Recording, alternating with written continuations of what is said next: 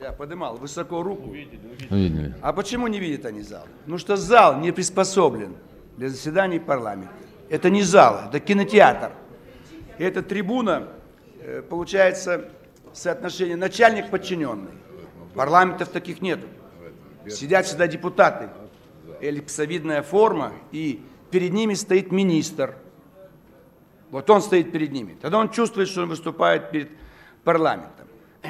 То, что регламентный комитет говорит, что депутат не подготовил вопрос, депутат не обязан подготовить вопрос. Он дал предложение. Это единственное право у депутата предложить, заслушать. Если мы будем на депутата вешать необходимость подготовить, согласовать, попробуйте согласовать. Вы попробуйте дозвониться до наших министров. Попробуйте дозвониться до них. Совещание, уехал, принимают, уехал, делегация на выезде. Сидят такие надрессированные девочки-секретарши. Понятно, прям, что за спиной начальник сидит там в кабинете, но она в кассе выгораживает. Нету. Поэтому здесь, ведь ситуация Крым, министр, мы же должны какое-то участие принимать в решении государственных вопросов. Одни взяли, решили, отдали, Хрущев, никого не спросил. Сейчас правильно сделали, вернули, но вернули в таком пакете, что нам придется там, видимо, бросать полбюджета страны теперь. Вот представьте ситуацию, если действительно мы бросаем Донбасс, Луганскую область. Куда будут направлены действия озверевших карателей? Они крови напились. Теперь им нужно награды получать и звания получать. Начнутся диверсии в Крыму. Они собьют самолет какой-нибудь пассажирский, и все прекратят летать самолетами. Взорвут какой-то паром очередной. Люди будут бояться пользоваться паромами. Надо же все это в совокупности брать. Абсолютно правильно воссоединение. Это наша территория. Но надо воссоединять, чтобы были и руки, и голова, и тело. А если мы взяли только ноги крымские, а тело Херсон, Николаев и прилегающие территории, как мы будем этими ногами, так сказать? Мы же должны были всю территорию взять, чтобы была сухопутная, чтобы была прямая граница с Крымом. А если мы сейчас уходим, то мы не только украинское население против себя противопоставим, но и русское. Скажут, что же вы делаете? Крым первого сорта русские, их можно защитить. А Донбасс, Луганск второго сорта, их можно бросить под карателей. Это же чудовищно. Ведь там задача не просто восстановить власть Киева, задача уничтожить русское население. Но Донбасс и Луганск, они не остановятся. Они и в Крыму будут уничтожать. Задача в этом заключается. Спровоцировать войну. Мы говорим, нет, мы войска не будем вводить. Но они же готовы к этому. Они будут убивать, а мы войска не ведем. Тогда как мы выглядим перед всем миром, так сказать? Речь не идет о том, вводить войска, не вводить. Защитите так, чтобы без ввода войск никто бы не мог прикоснуться ни к одному человеку на территории Донбасса и Луганщины. А там расстреливают просто. Вот сейчас едем хоронить. Сейчас панихида, я поеду прощаться журналист Корнелюк. Вот нас заставляют устраивать панихиду 100 лет уже. Как началась Первая мировая война, больше всего натерпелись русские. Для них были концлагеря. Все, в основном, так сказать, Австрия, вот эта великая нейтральная страна. Веревку положили в ранец солдату, чтобы вешать, как только кто-то в Закарпатье или на Волыни заговорит по-русски. Ну и что, мы это оставили, эту тему, закрыли эту тему. Войска ввели в Австрию, вывели. Надо было наказать австрийцев только вот за эти действия 14-16 годов. А теперь у нас проблема вот Крым. Обязательно все проблемы надо решить. И банковская система заработает, и транспорт. Но не хватает стратегической оценки. Надо правду сказать, что территория Донбасса, Луганщины, это под ней залегает сланцевая руда. Это вопрос не политический, вопрос коммерческий. Америка купила уже эти земли. Это ее земли. И она их защищает. И сын вице-президента Байдена уже хозяин, так сказать, разработки сланцевых руд, чтобы газом из этих руд снабжать Европу. А мы будем хоронить все. К нам будут возвращаться беженцы, умирать, так сказать, мы будем заниматься беженцами. Их надо заниматься, но это же проблема. Они с удовольствием нам выдавят миллионы беженцев, а работы для них нет на юге. А на север, Дальний Восток они не поедут. начнется конфликт с местным населением. Вот понаехали тут. Сейчас встречают, сейчас помогают. Но пройдет полгода, год, и отдыхать негде, заняты все базы отдыха, санатории, детские лагеря, больницы, зима, рабочих мест нету. Это все нам проблема. А если не применят там бактериологическое оружие? Они же обсуждают эболу, холера африканская нам подсунуть, или еще какое-то. Они не говорят о том, что не надо заражать население. Они решают, кого лучше. Они обсуждают, какое лучше бактериологическое оружие применить. Они раздолбали все колодцы, все водонапорные станции. Не обязательно убивать, без воды оставили, без продовольствия, без света. Все стоит, все загнивает в разгаре лета. Такого варварства не было никогда и нигде. И что мы что будем с вами делать? Ну, это же недопустимо. Там вся Европа помогает, современное оружие им дают, техника дают. Кто нам мешает дать современное оружие? Они же сами все сделают. Ну, дайте им оружие. У меня они просили, дайте бесшумные пистолеты, мы этих главарей всех поубиваем. Ну где же, это же нужен бесшумный пистолет. Сколько советская контрразведка убрала ненужных деятелей за рубежом в чужой стране. А здесь это их земля, земля русских людей. И если мы действительно отступаем, это будет самый худший вариант. Это и у нас внутри страны. Единая Россия должна понять, ваш рейтинг вообще ниже нуля уйдет. Скажет, это не партия. Это не правящая партия, если вы одной рукой начинаете, а другой все в худшем варианте заканчиваете. Вы о себе подумайте. Вас ждет судьба партии регионов. Они все рассыпались, перебежали в другие партии и боятся сказать, что они из партии регионов. Или берут булыжник и кидают в русское посольство в Киеве. Вот до чего довели. Поэтому это вот ситуация, когда русские убивают русских, а Россия молчит. Мы стали воевать в Первой мировой войне за сербов, за православных, а тут за русских мы не хотим воевать и не хотим дать патронов. Это ошибка. Спасибо. Владимир Вольфович Жириновский.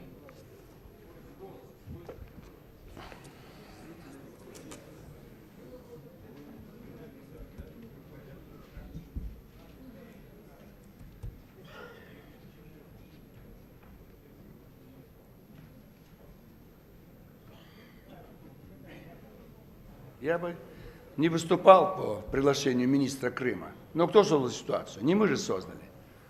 Это от Хрущева тянется. А сегодня нам, может быть, не очень хотят, чтобы мы выступали. Я ведь спросил про зал, это я до конца не договорил. Все помещение не годится.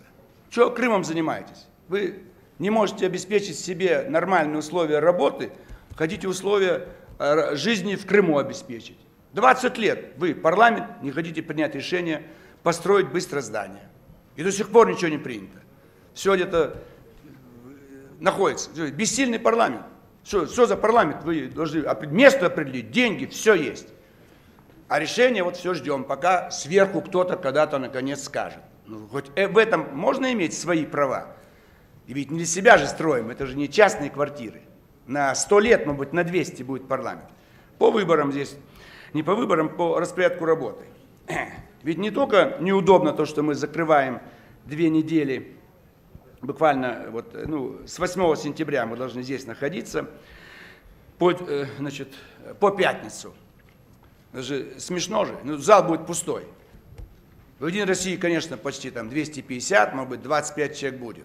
А там, где фракции поменьше, естественно, мы должны быть все в регионах. А Москва тоже выборы.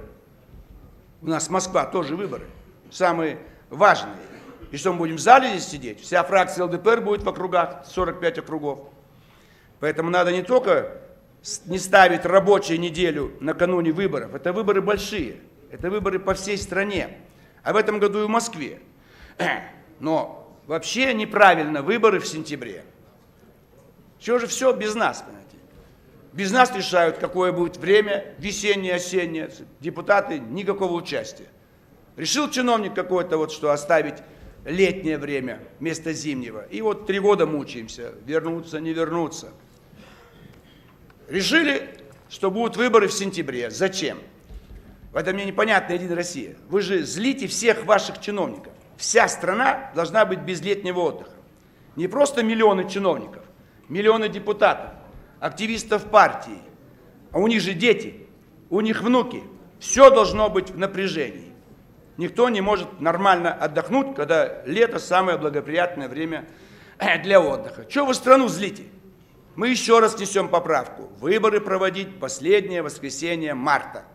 И раз и навсегда.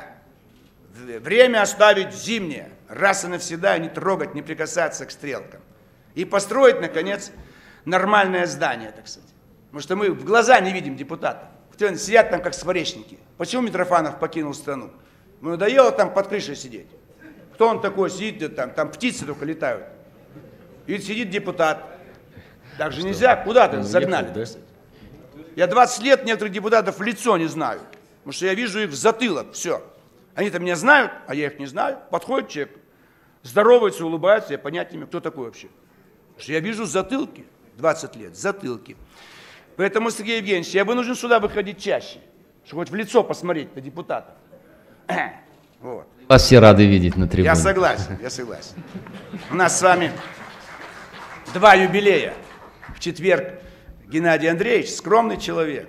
Здесь, в столовой Госдумы, празднует 70 лет. Я думал, столы накроют на манеже. Вся Москва бы гулять могла. А он скромный коммунист. И очень уж вы такие чистенькими хотите оказаться, так сказать. К народу выйдите, накройте столы. Я это сделаю через 2 года, вам назло. И 2-й юбилей, Сергей Евгеньевич, мог бы ваша протокольная служба заметить. Это 50 лет с моего прибытия в город Москву, 3 июля.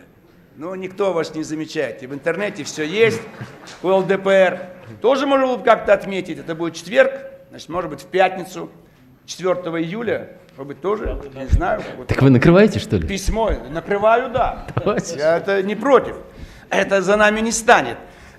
Но просто мы должны быть добрее друг к другу, теплее и знать друг друга. Поэтому нужно срочно построить здание. И пока наш лучший строитель Владимир Иосифович готов свой весь интеллект положить, чтобы это было лучшее здание в мире, самое удобное, комфортное, чтобы 7-й созыв переехал бы в новое здание, где чистый воздух, просторные кабинеты. Ведь вы же не знаете, каким воздухом вы дышите здесь. Отравленный воздух, самый центр Москвы. Панели все эти, они устарели. Панели можно убрать, перекрытия устарели. Как вы перекрытие уберете? Разлагается бетон, которому срок 30-40 лет. Этому бетону срок уже 80 лет. Там все разложилось, и все это отравлено идет в ваши легкие, и ваше сердце, и ваш мозг. Вам зачем это надо? Я не могу понять. Власть сама себя загоняет раньше срока в могилу. Поэтому я считаю, что перенести надо в целом выборы на весну. Лето объявлять мертвый сезон, июль-август. Не надо выдумывать, работа в комитетах с 1 июля по 31 августа. И Госдума на каникулах ровно 2 месяца. И все чиновники, и все звонки прекратить, чтобы вся страна могла отдохнуть. Тогда 10 месяцев более продуктивная будет работа. А так все работаем, летом все работаем. А когда отдыхать будут люди? У нас и так не хватает тепла, понимаете? Страна зимняя, холодная страна, нету тепла. Так мы в тепло, в теплое время мы должны запретить всем отдыхать летом. Потому что выборы по всей стране, если их честно проводить, миллионы людей должны заниматься выборами. Миллионы. Но все губернаторы, все главы администрации, все чиновники, у них же выборы. И здесь, в Москве. Что, Собянин отдыхать будет, если у него выборы в его парламент? И никто не будет отдыхать. Вся Москва будет работать, чтобы обеспечить победу Единой России. А нам рыбьи хвосты оставите, по 2-3 депутата. Коммунистам, нам и Справедливой России одно место. Вот все. Все остатки, так сказать. Сидите и не тявкайте, так сказать.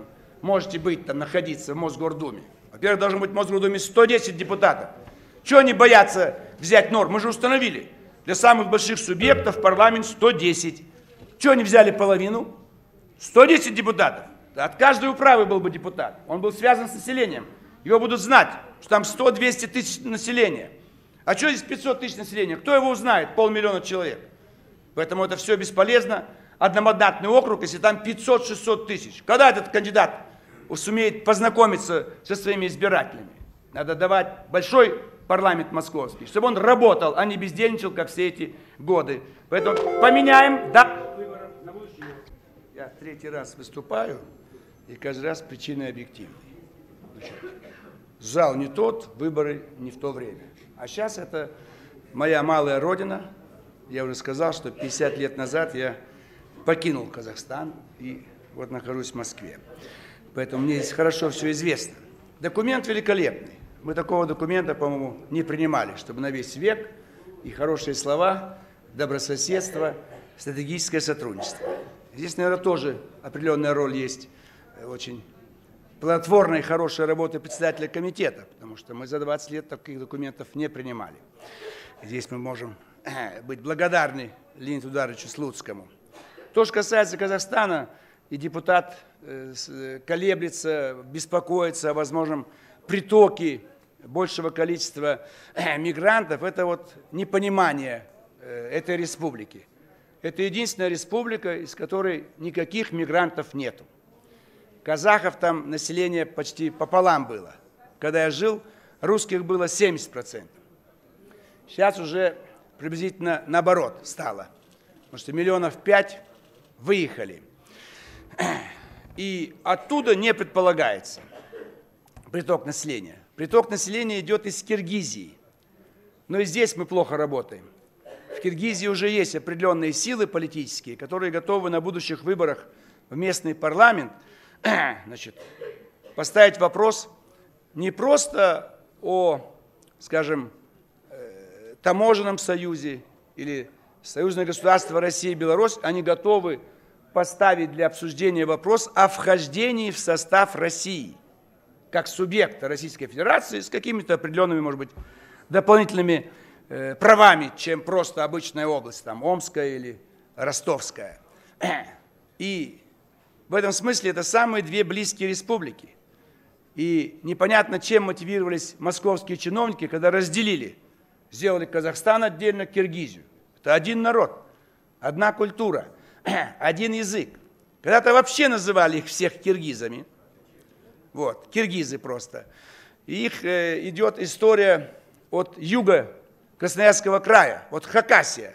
Это вот киргизы, которые там остались. Теперь название хакасы приняли. Это все тюркоязычные народы.